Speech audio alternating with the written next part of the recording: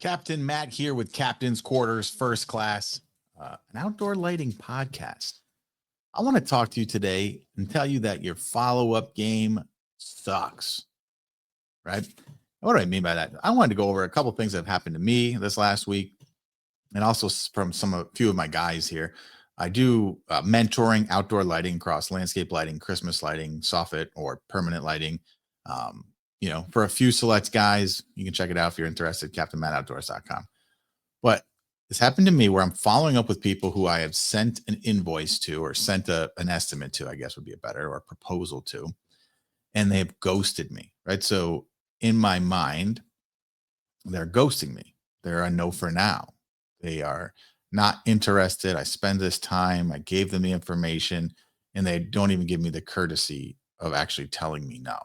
Right? And that can be one of the most frustrating things.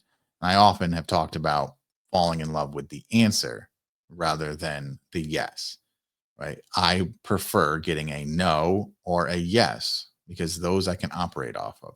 The maybes just get stuck in your mind and it can do a lot of mental blocks of you saying, well, I still have this up in the air. Maybe that'll close. And all too often, when you have a few good projects that are in that maybe section, you kind of in your mind almost convince yourself they're going to close. So you might make different decisions, different purchasing decisions, different advertising decisions, different decisions on how aggressive you are in reaching out to other people.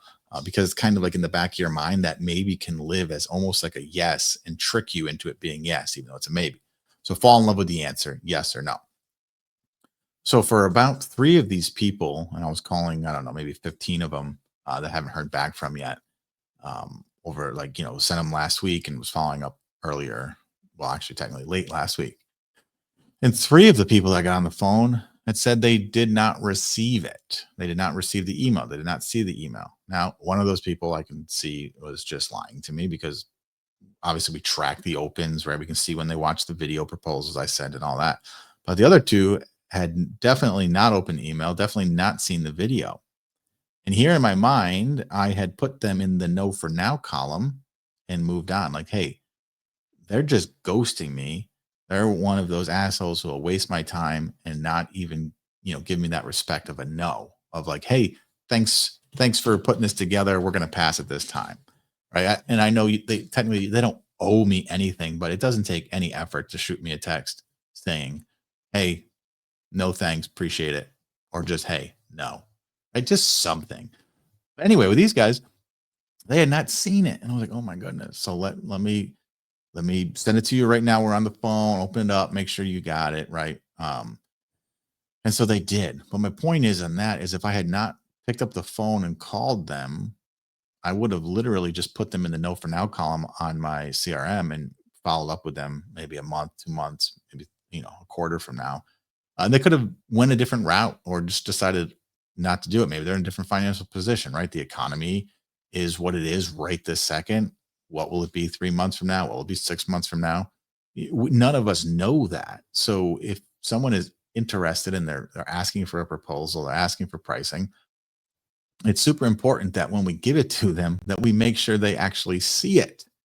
It got me thinking, how many of these other people have I sent a proposal to that didn't get back to me that just simply haven't even seen it, haven't taken the time for me to reach out and ask? And so we used to do when we're doing like Christmas quotes, right? So if we're sending a Christmas quote over phone, we don't do any windshield time during Christmas except for large residential, large commercial clients. We used to call them up. Hey, Joe, got your quote ready. I'm going to send it over to you while we're on the phone. I want you to open it up so I can walk you through it. Right. So it was not being sent until we got them on the phone. And while we're on the phone with them, we sent it to them. That way we knew right away that, yes, they got it. And we're going over it with them. Well, this is the point where, in person proposing versus the way I do it 99% of the time right now is through a Loom video recorded. This is where that tension can happen because I want to be very clear. If you have the time to do an in-person proposal, in-person sales, in-person proposing, quoting is always going to close at a higher rate than any other method because you're there in front of them. It's different when you're there staring into someone else's eyes. They're not they're not just going to shut up and not talk to you at all. They're going to give you some sort of response, some sort of answer, so you know where they are. So if you are at the point where you can visit all of these people and give them that proposal in person, that is by far the best scenario. I use the videos, the Loom video proposal, where I sit down and I make the video as if I'm sitting down at the kitchen table with them and go over the entire proposal word for word. I don't just send them like a PDF, or I don't just send them a price. And this has worked well for me, for my landscape lighting clients who are, the larger projects. These guys are super busy, and it can be hard and meet them for a daytime visit, meet them for a demo at night, and then meet them a third time for a proposal. So they've got to take 3 meetings with me before they even get, a proposal. It can be a lot for anybody, but a lot for, they have kids, they have sports, they have jobs. They want just a little time to relax when they get home from all of that. So Loom Video for me has solved so much of that. So if someone gets home at like 11 o'clock at night, they can still watch it, so that my jobs can actually move through the pipeline faster in that case, because there's no delay trying to get a husband and wife schedule combined with mine to make it all make sense. That's me. That doesn't mean that you should do that, right? When I first started out, I 100% was doing what I just said: 3 proposal meetings, or two meetings, right? I would do a daytime visit right before the demo, and then lead into scheduling the next visit to give them the proposal. And I'd print out a badass proposal, I had a cover, everything. It was a nice proposal, not just you know handwritten thing. It was super valuable, super added value, building value. And then same things for with gemstones and the permanent soffit lighting, the app controlled lighting, right? That can be down lighting, different colors, all that jazz. I was visiting people in person, then moved to just sending them a quote through Joist, right? Uh, I would close work. Don't get me wrong, close work. But I was like, man, you know what? I'm going to implement making the video to send for Gemstone, instead of just sending them basically a PDF with numbers and a written description of what they were getting. And that has been great, right? Because I get to add value. I get to speak through it, talk through it, talk about all the features and benefits. Because one thing I know is if you just email them a PDF or proposal, we all do. I would do the same thing. The first thing you're looking for is the price, right? So even though you have the most badass proposal, 54 pages long, they're looking for that one page. None of the rest even fucking matters. They're going to that page, and if that price doesn't immediately make sense in their mind from everything, the relationship and all the things you've done prior to them seeing that price, you're out. They're not going to read the rest and try to convince themselves if that price is just so disconnected from reality of what they thought. At least walking through a video, you get to walk them through everything that's happening, right? So even with the soffit light, it's a reminder that it's a one-time install. It's a reminder that they can be architectural downlighting. It's a reminder they can celebrate any holiday. It's a reminder that it'll match the tracks will match their soffits. All of this other things and what's included, right? You can build the value of it. Can be easy when you're in the situation to say, yeah, it's $5,000 for the house. And that can seem like a lot, but when you more break it down, it's 5,000, but hey, for this 5,000, it includes the lights, it includes the color match tracks, it includes the installation, a 1-year service warranty, lifetime warranty on the lamps, 10-year on the other products, transferable to new homeowners, wire, boost cable, all this stuff, right? So they can actually more understand everything that actually goes into doing their project, rather than just 5,000 for lights. It's 5,000 for lights, but it's holy shit, you do need a lot. You need data cables and power and all of this stuff that if you're just getting quote, you don't think about it. Like, for instance, like a garage door, right? There's so many pieces to it. You need springs and all this jazz. So, but if I just like, oh, it's $4,000 for a new garage door, that seems expensive. But then, oh wait, it's $4,000 for a garage door, but you need to take the old one off. You need to haul the old one away. You need to put a new spring on. You need to maybe update the motor, the opener, garage door opener, all of these things, these ancillary things that come with just getting the garage door, puts it more into perspective. And the same thing for all lighting that we do. I'm not saying you have to itemize everything, but just telling them everything that's included, right? Just even letting them know the wires included is huge. Anyways, I digress with that because this went off into a different subject than I was kind of planning on talking about following up. But I think it's super important. Um, you can have all of these systems in place, right? And you hear me talk about it. It doesn't in-person visit is always going to beat that, right? Um, on the spot proposals and all that. That's a whole different conversation we can talk about. Or you can do when I first started doing the videos, I was actually making the videos before I met the person, doing the in-person meeting, and then also sending them the video as well after that, so that there was kind of record of everything, because it can be really confusing when you sit down with somebody for a half hour and they talk about your project and to remember everything that's included and what's what. But so for a follow-up game, so these people had not even seen it, and I think at least one or two of those people that I got a hold of are going to move forward on people that I had written off as ghosting me that simply hadn't got the proposal. And I was talking to one of my guys, the same thing. Uh, yep, I sent it out. They're not getting back to me. And I was like, well, call them. They may not have gotten it. Right. And same thing, right? They had not seen it. They didn't realize they got it. It was stuck in spam or whatever the case might be. And this happened to a couple different guys and myself. And I was like, damn, we're doing a bad job on follow up.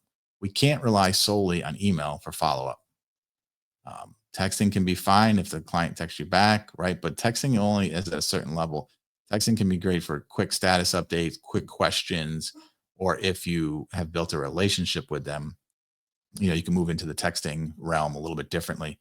But when it comes to finding out where their head is at for the proposal, you want them on the phone or you want them in person, because it could be something as simple as they don't understand what it includes, and they just once they ask that certain question, it all makes sense in their mind. But also, when you think about it too, that follow up of giving them a phone call is you in the end, even though they called and wanted the lighting, in the end, you're the one pitching the lighting to them. And so, like I often have talked about roofers, right? I needed a new roof put on. I got 3 quotes. Um, I didn't end up going with the lowest quote. Went with the guy who had called me 2 different times over the course of 4 days. Hey, Matt, just checking in, following up with you, seeing where you're at with it, blah, blah, blah, blah, blah. Any questions? I'm here for you. I got no follow up from the one other company. And then the other company called me up, was like, yeah, you need a loan for this or something. Like, fuck. Like it was such a horrible follow up that I didn't want to use him. But I did use the guy who followed up. It seemed like he wanted it the most. He wasn't desperate or hungry in terms of like, oh, I think if he doesn't get this job, he's going to have no work. He was passionate about what he does and he wanted the sale. And I can appreciate that, right? I think all of us can appreciate the guy who wants the sale. Right? We all, that's why they're in business. That's their job. No different than whatever job your clients do or that you do right now listening to this. They're doing their job, and you want a guy who wants to do his job well. You want a guy who likes his job. So following up, you don't have to give a hard sale. Like it's not even following up like you need to move forward right now, right? It's not the shady tactics that olden used car sales and stuff like that. It's just following up and really let him know that you love what you're doing, you want the sale, and you're here to help them. That can be the difference maker.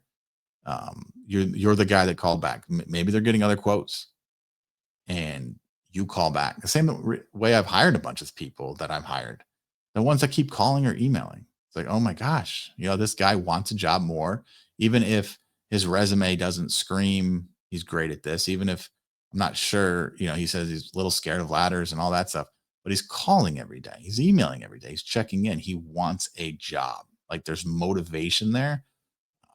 Again, there's a difference between motivation and then like, oh man, if he doesn't get this job, he's homeless, versus, oh, if he doesn't get this job, the business closes. But there can be that hunger that you appreciate, that the person wants to do what they're pitching you to do. In the case of employee, he's pitching you to work. Like, I'm your guy. Let me work for you. When you're talking to a client, even if they called you, you're still pitching them. They want lights, yes, but now you're the guy pitching them.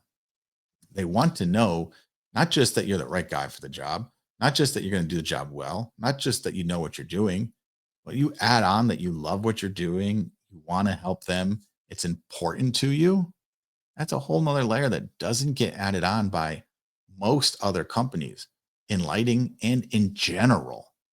Uh, I had a landscaping quote. I wanted a new front design, right? New walkway. I don't even know if I knew it was a new walkway. It was just mulch beds, kind of around everything, swooping through the side. I want a couple boulders and some couple trees and things like that. I had a couple guys come out. Of the couple guys that came out, one guy actually provided me a quote, and he gave it to me on the spot, and then he emailed it to me. It was really good. Like, I liked it, and it was a little bit more expensive than I thought. It was about, I don't know, $10,000 or $11,000 for the mulch beds and the trees and whatnot.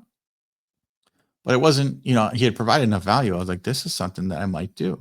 And then what got happening is, that was on like on a weekend or whatever. And then work came and I started working and getting back into my own life, not thinking about my landscaping. And I don't know, maybe 4 or 5 months later, I was like, oh shit, I never did that landscaping project. And then I had to like replace my heater or my AC. One of those two went, it was 13,000. And I thought to myself, well, two things happened. One, I ghosted them by accident. Well, technically, I told them no for now, but I ghosted them by accident by not following up with them. So I kind of got, you get to see, like, I didn't purposely ghost them. I actually liked them. I actually wanted to move forward with the project. I just forgot I did. Like, true story. I forgot that I wanted to do that in terms of everything else. Everything in life comes at you and you just forget. I wasn't thinking about my landscaping every day. So if they had just called me, a week after, 2 weeks after, they would have gotten the project. It would have brought it to my top of mind, reminded me that I wanted it. I would have had 2 weeks or 1 week to see, they did a cool drawing and everything to show me what they're going to do. And I liked it. I was like, wow, this looks so good. Right. And then 2 weeks or 1 week of me living with what I have now, them calling back up, reminding me of the design they gave, reminding me how much better it would look, I would have closed. But then they ended up following up. I think it was after the whole AC or heater, whichever one went at that point, happened. And at that point, I didn't have the budget for it anymore. I was like, I just spent $13,000 on that new heating unit. So I don't really had the money for the landscaping. But if they had followed up a week or two later, I would have done the landscaping. And then when my heater went, I would have found the money to do it. Right. The heater was a necessity. It wasn't an option. Landscaping is optional. So, and that's a powerful thing for me to remember. And sometimes I need to remind myself that follow-ups, right? Even if they watch the video, I see when they watch the video, even if I know they watch the video, I should still follow up and get them on the phone, have a chat with them. Because when someone has a conversation with you, you get to learn more. And even if they don't move forward with you, you get to build more of a relationship and they understand that you just love what you're doing. Also, you plant that seed for when they are ready, that they should call you. And then you know that you're going to keep following up with them. Anyways, I just want to encourage everybody who has those people that you say are ghosting you. Are they ghosting you via email and text? Or have you tried to pick up the phone? If you haven't tried to pick up the phone, I don't know if you can call it ghosting yet. They may not be getting your emails. So keep that in mind. Check out your No For Now list from recents, from a month past, from 2 months, 3 months past. Get on the phone, start talking to people, confirming that they even got the quote, confirming they even got the proposal. And if they did, ask them what they thought, ask them what they liked, ask them what they didn't like, figure it out. And if you get the same common thread, the same common thread from all your clients who do not move forward with you, okay, then there's something to fix there. Or if you see a common element of why people do move forward with you, well, then you start doing more of that, right? Either way, conversations, whether people say yes or no to your proposal, can always be a benefit if you decide to use the information that you receive from them on that phone call to strengthen your position for the next pitch, to strengthen your position next time you hear it no, to strengthen the next time you do a demo, to strengthen the next time you do a proposal. Well, what if I tried that? If they're not liking it this way, what if I added this line item or this line and just tried something different or this photo? I encourage you having actual conversations, not emails or text threads, actual conversations with people who have you sent a proposal to will give you very valuable information if you decide to use it. And that's it. Captain Matt here with Captain's Quarters First Class and Outdoor Lighting Podcast. I hope you guys have a great week and I'll talk to you soon.